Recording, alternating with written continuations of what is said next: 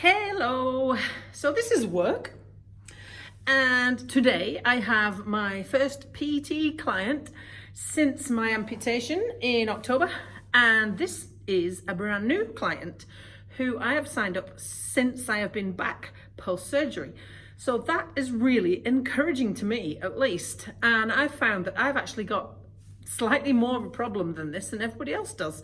So maybe I need to get my head around that. So today has been quite an eventful day because I have now decided that I'm at the point where I'm in the right headspace to now tackle the Health and Disability Commission. Now, I did explain what actually happened to the leg in sort of like in a factual way. I'll put the link to that video blog here if you want to watch that again. But I have been encouraged to take this to the Health and Disability Commission by a number of people because it should never have happened, and because we don't want it to happen anywhere else. Now, I decided this way back before we even got to the amputation stage because of all the stuff that had gone wrong before that.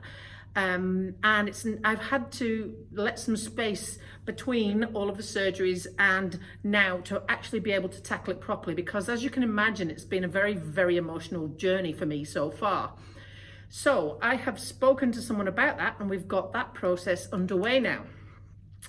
So that was good to actually get it started and to actually address that, because there's a number of things that I feel like there's fights I've got to make for my own sake, as well as for everybody else that might come after me.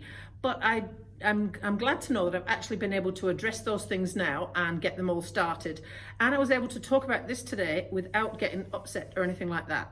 I've got past the upset stage, I told you that the other day. I'm now angry and I want something to be done. I know it's too late for me, but I have spoken to so many people who have had vascular mishaps happen that have ended up in loss of limbs, that it's just horrific. So it needs to stop happening. It shouldn't happen in the first place. What else did I do after that? I have decided to give lymphatic drainage a go. Now, we noticed the last couple of days, whilst I was using the prosthetic, that my right leg looked a bit puffy. So now I'm thinking that if the vascular system is under more stress in the right leg, which the surgeon has told me before, once they amputate one leg, the other leg, the vascular system is in more stress, then I'm thinking perhaps it's the same with the lymphatic system. So I'm going to try lymphatic drainage. I'm a lymphatic drainage specialist, although I can't work right now, and I have one here. So we're going to have an experimentation. But she had to change the systems and processes completely because the anatomy of my left leg has changed completely. So we all had to scratch our heads for a wee while whilst we worked it out. I also got a call from my doctor. Now, I hate being right, especially about medical stuff when other people should know better. But do you remember last week when the nurse took the dressing off my leg and I had a mass panic freak attack because the wound had opened up a little bit, and the nurse said, "Oh no, I think it looks all right, we'll come back on Sunday." And I said, "I think is not good enough for me." And I called the doctor and made an appointment, and he saw me straight there and then. I don't know if you remember that. Well, the doctor took a swab and he's just called me back today to tell me that there is actually an infection, or there was an infection there. But you know, nothing is ever straightforward with me. The infection that had gotten in is actually resistant to penicillin, which is the antibiotic that he had given me.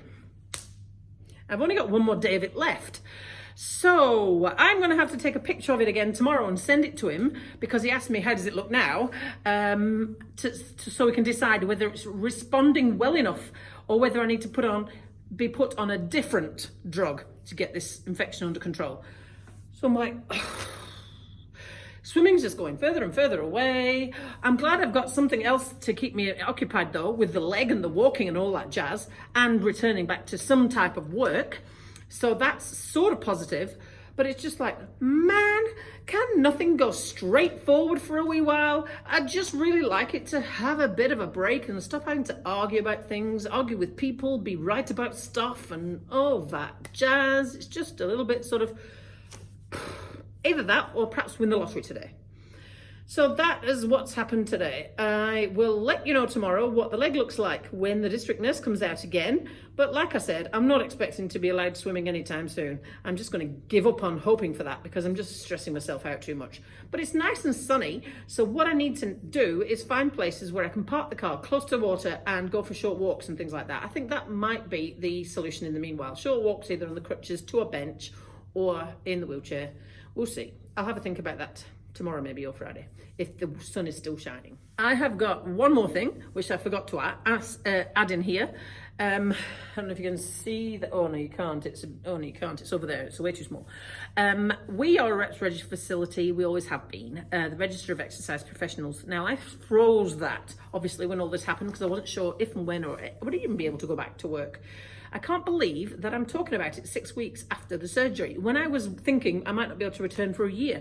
So I have obviously put myself back onto the Reps Register. Now, hold this thought for a minute, but I may well be the only Reps Registered personal trainer who's an amputee. I asked the register and they didn't think there was anybody else. So I hate to be famous for that thing, but if I'm going to be famous for that, it's going to be like the prosthetic. I'm going to wear it like a boss. So, thank you for listening, and I'll be back with you tomorrow.